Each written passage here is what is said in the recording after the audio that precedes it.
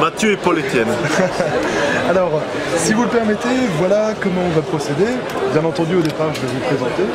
Et ensuite, étant donné votre prolifique esprit, on a préféré faire une première partie, je vais vous poser une première question concernant votre album Midi, si ça ne vous dérange pas. Une seconde partie concernant Maître Corbac. Et enfin, on va finir en apothéose sur l'élève du Kobi. Ah, vous connaissez pas? Mais je crois que c'est écrit par un gars qui s'appelle Benoît. Oui. Ah, c'est ça, voilà. Spirou, Spirou, oui. Ah non, Spirou, voilà. C'est ça. Donc écoutez, si ça vous va. Alors vous en faites pas, il y a beaucoup de trucs décrits, mais c'est juste pour moi. Oui, ça m'a fait un peu peur. Il y a combien de pages? Non, il y en a deux. Parce qu'une fois j'ai accepté une interview avec un enfant, un adolescent handicapé mentalement. Et il avait 150 questions. Hein. Très bien. Et donc, juste avant de commencer, regardez ce que j'ai retrouvé. Ah, ma première publication dans Spirou. Exactement. Avec Karine de Brabanter que je viens de croiser. Voilà. En fait, je suis collectionneur. Elle tient bien la route encore cette histoire. Je l'ai revue récemment. Je suis collectionneur du journal de Spirou et quand on m'a dit c'est bon, t'as le vide rouge, alors super. Donc voilà. Et c'était en 2002, hein. Ah non, 2001. C'était en 2001, juste avant-hier. Oh. Je fête cette année, en effet, mes 20 ans de publication en Spirou. Bah exactement, c'est ce qu'on se disait. D'ailleurs, ma première BD publiée, c'est ça, je crois. Ah non, il y a eu peut-être eu dans Bonjour, des trucs... Et alors, juste... Mais Karine ne le sait pas, la dessinatrice, mais j'ai déjà prévu une petite surprise. Et juste pour le principe aussi, je vous ai ressorti ça. Par nostalgie. Oui, ça c'était un peu un accident. Oh, c'était votre première publication dans Fluide Glacial. Non, parce que j'ai travaillé sur un autre pseudonyme pour Fluide. Sûr? Avec un pseudonyme pour Fluide. Ah oui? Ah ça je savais pas, tiens, vous m'apprenez quelque chose. Oui, mais je dirais pas quoi. Bien, bah écoutez, si vous êtes d'accord, je vous propose de commencer. Alors, bah bonjour Zidrou. Bonjour Mathieu, non Paul-Étienne. Paul-Étienne. Merci de nous accorder donc cette première interview pour le site scenario.com. Alors, autant rentrer tout de suite dans le vif du sujet. Il y a une question que nos lectrices et que vos lectrices... Si ce sont des lectrices, ça m'intéresse, oui. Ah, bah voilà, que nos lectrices et vos lectrices se posent depuis quelques semaines. Est-ce que Tamara reviendra avec Diego? L'album vient de sortir et la réponse est dedans. Oh, En avant-première, il était à Angoulême. Et je l'ai raté. Et donc elle ne reviendra pas avec Diego parce que en fait Diego termine avec Zach et il y a la première scène de sodomie en gros plan dans une bande dessinée. Ah non. Et donc je ne sais plus comment ça se termine parce que moi je suis désolé, je suis dans le 10. Ah bah oui, je suis dans la fin du... Parce que moi je sais tout avant tout le monde. Je sais ce qui se passe après, je sais comment elle l'égorge, je sais tout. Très bien. Ah oui, sur le blog de Tamara, c'est incroyable, ils ont fait une espèce, ça s'appelle que les gens doivent signer, enfin dire on veut qu'elles remettent ensemble, c'est incroyable. Bon, et bien donc je ne peux que conseiller à nos lectrices d'aller acheter cet album et d'aller voir ce qu'il s'y passe. Oui. Alors, elles vont être déçues. Elles vont être déçues, vous pensez? Ah oui. Ah oui. Bon, on verra sur votre blog et lors de notre prochaine interview. Sur le blog de Tamara, moi, c'est Tamara qui le gère. Tout à fait. Alors, à première vue, en cherchant sur le net des informations sur vous, je suis tombé sur votre biographie du site Le Lombard. Oui. Est-ce que vous savez à quoi elle ressemble? Non, j'ai absolument aucune idée, je regarde jamais rien tout ça. C'est pas vous qui l'avez écrite? Non. Parce qu'il y a une succession de propos à votre égard, et ça m'étonnerait que ce soit vraiment vous. Donc vous ne l'avez jamais lu? Moi, j'ai jamais fait de blog. Non, je pense pas. J'ai jamais... Peut-être un gamin qui m'a montré ça, un filleul qui est allé voir via Google, mais je lis pas tout ça, non. Très bien, bah écoutez... C'est passionnant. Je connais suffisamment ma vie, mes pensées, mes problèmes, mes diarrhées, mes machins, donc... Très bien. Donc, qu'est-ce qui était dit?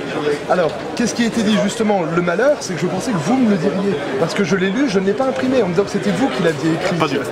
Pas du tout. À moins qu'ils aient repris des éléments de machin, que j'ai sorti des conneries que j'ai racontées comme ici.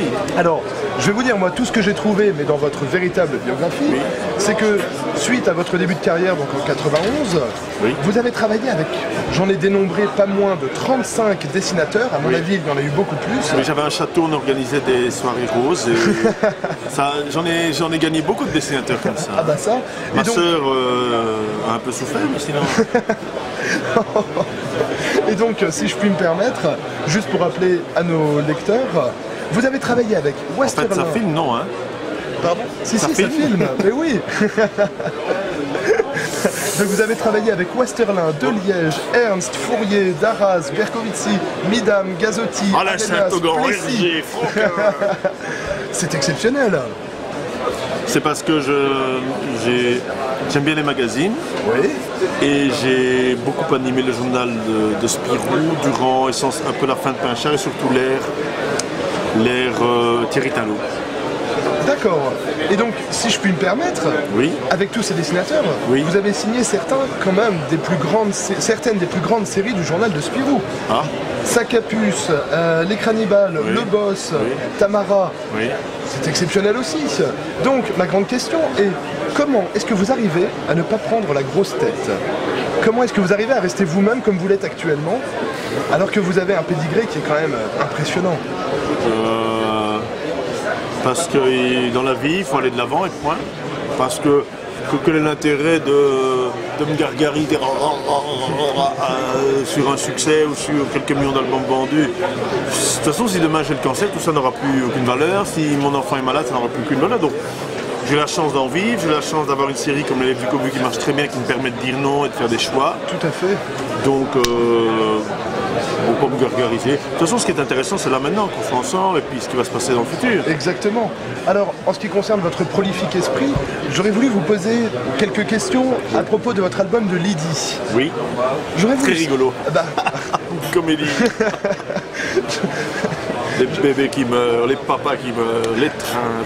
alors, moi, ce qui m'a un peu épaté, j'aurais voulu savoir comment vous est venue cette idée. On s'est venu comme ça. C'est un thème que je portais en moi, non pas pour l'avoir vécu personnellement, mais pour avoir vu des gens perdre leurs enfants en bas âge.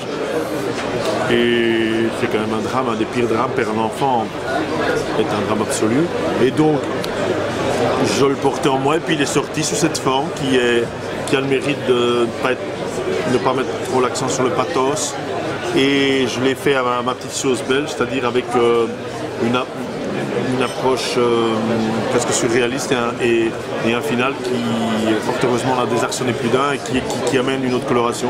C'est vrai que c'est un scénario et un album très réussi. Voilà. Ça arrive de temps en temps d'en faire un très bon. Eh bien, je vais vous dire, il était tellement réussi qu'il a fait partie de la sélection des meilleurs albums 2010 du site scenario.com. Ah oui, mais il y avait combien? 100 albums dans les sélections? Non. Deux, Alors, cinq. vous avez fait partie du top 3. Ah oui. Ah oui. Oh, waouh. Alors, Et c'est vrai que c'est un album aussi qui a beaucoup plu aux femmes. alors, il a beaucoup plu aux femmes, c'est ce que j'ai lu. Et ma grande question aussi était, est-ce que ce style d'album est amené à être réitéré? Est-ce que vous avez des projets en cours peut-être Il y a quelques années, j'ai eu une des seules décisions intelligentes de ma carrière, c'est quand Ducobu a monté en puissance, ça a été de dire non à la facilité, qui était fais-nous nos séries à gag pour Mickey, fais-nous une série. Tu veux bien me faire une série pour Bambou ou des choses comme ça? Non, c'est très méritoire de faire une bonne série à gag, soyons clairs. Ouais, ouais. Mais de dire non à ça et d'aller vers d'autres choses. C'est à l'époque notamment où j'ai fait Protecto, Protecto, oui. Puis il y a 4 ans environ, j'ai vu pointer la crise de la bande dessinée pour des tas de raisons. On va pas refaire le laïus sur la crise. Et le besoin pour moi de ne plus avoir que l'étiquette élève du Cobu, surtout qu'en France, surtout, on vous met vite une étiquette, tout à fait. de diversifier. Ça n'a pas été facile. J'ai produit des scénarios qui ont mis longtemps parfois avant de trouver un dessinateur ou de trouver un éditeur ou que ça se mette en place. Ce sont des scénarios dont Lydie qui progressivement sont en train de sortir. Et maintenant, cet aspect-là de ma production est lancé, complètement lancé. Et je viens à moi des dessinateurs